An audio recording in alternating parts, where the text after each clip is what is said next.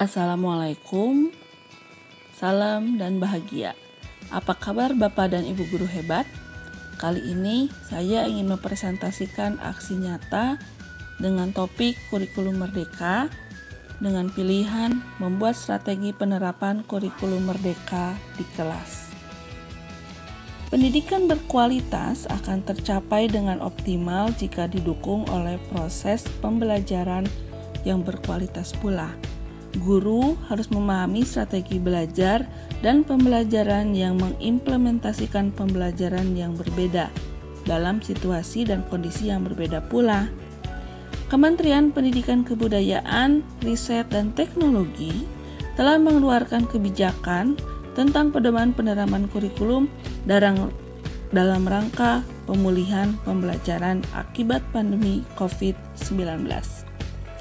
Kurikulum Merdeka Belajar adalah kurikulum dengan pembelajaran intrakurikuler yang beragam di mana konten akan lebih optimal agar peserta didik memiliki cukup waktu untuk mendalami konsep dan menguatkan kompetensi. Guru memiliki keleluasaan untuk memilih berbagai perangkat ajar sehingga pembelajaran dapat disesuaikan dengan kebutuhan belajar dan minat peserta didik. Nadiem Makarim juga menekankan bahwa kurikulum merdeka ini memberikan kemudahan bagi sekolah berupa menyerahkan wewenang untuk mengembangkan pembelajaran sesuai dengan karakteristik satuan pendidik dan peserta didik. Implementasi strategi penerapan kurikulum merdeka di sekolah dasar dapat dilakukan dengan 1. Meningkatkan kualitas kepala sekolah dan guru untuk memperbaiki kinerja kualitas pelayanan pendidikan kepada peserta didik, mengikuti pelatihan dan seminar. 2. Membangun platform pendidikan yang berbasis teknologi dan berpusat kepada peserta didik yang sesuai dengan kebutuhan dan karakteristiknya. 3. Mengadaptasi cara penilaian berpihak kepada karakteristik peserta didik dengan melakukan penyederhanaan materi, peningkatan kemampuan literasi dan numerasi, pengembangan minat dan bakat, serta relevansi dengan capaian pembelajaran. 4.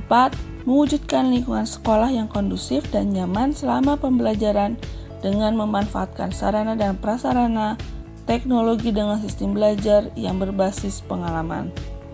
Dan yang kelima, penyederhanaan mekanisme basis data sekolah yang mendukung akreditasi serta otonomi sekolah dalam meningkatkan kualitas pembelajaran.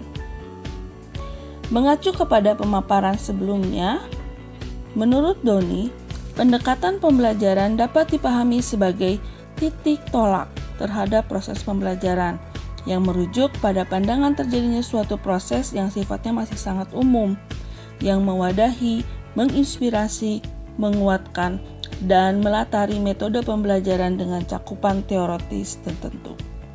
Strategi yang kreatif dan inovatif menjadi salah satu cara bagi guru untuk bisa mencapai tujuan pembelajaran dengan mudah, sehingga penerapan kurikulum merdeka ini dapat dikatakan di mana keunggulannya yang lebih relevan dan interaktif.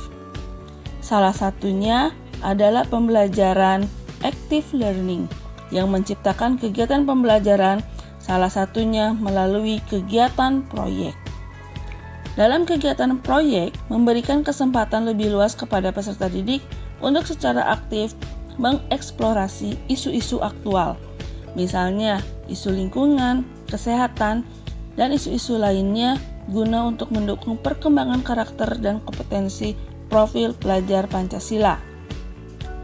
Strategi penerapan kurikulum merdeka di kelas perlu mendapat dukungan dari berbagai pihak, antara lain pengawas sekolah, orang tua, peserta didik, rekan sejawat, dan saya pribadi, serta peserta didik. Pelaksanaan strategi penerapan kurikulum merdeka di kelas yang saya lakukan yaitu menggunakan strategi pembelajaran berbasis proyek, mengangkat tema tokoh proklamasi. Tujuan dari penggunaan strategi ini yaitu untuk membantu peserta didik belajar mendapatkan pemahaman yang lebih baik tentang tokoh-tokoh proklamasi dan menciptakan peserta didik sebagai pembelajar strategis yang mandiri. Praktik rancangan strategi dimulai dengan memberikan penjelasan terlebih dahulu berkaitan dengan proyek, meliputi latar belakang, penguatan karakter, muatan kompetensi, tahapan proyek, langkah pengerjaan, jadwal perencanaan dan pelaksanaan, serta laporan kegiatan yang harus dikerjakan oleh peserta didik. Berikut kegiatan pelaksanaan proyek dengan tema tokoh proklamasi. Kegiatan berlangsung di halaman sekolah, di mana setiap kelompok harus memasang display yang melampirkan tokoh proklamasi dan perannya masing-masing. Pelaksanaan pameran proyek ini diharapkan menjadi kesempatan bagi peserta didik untuk menunjukkan hasil kreativitas sehingga mendapatkan apresiasi dan meningkatkan kualitas berkarya di masa yang akan datang. Selain itu, juga untuk menumbuhkan karakter profil pelajar Pancasila sebagai bagian dari capaian tujuan strategi pembelajaran kurikulum merdeka.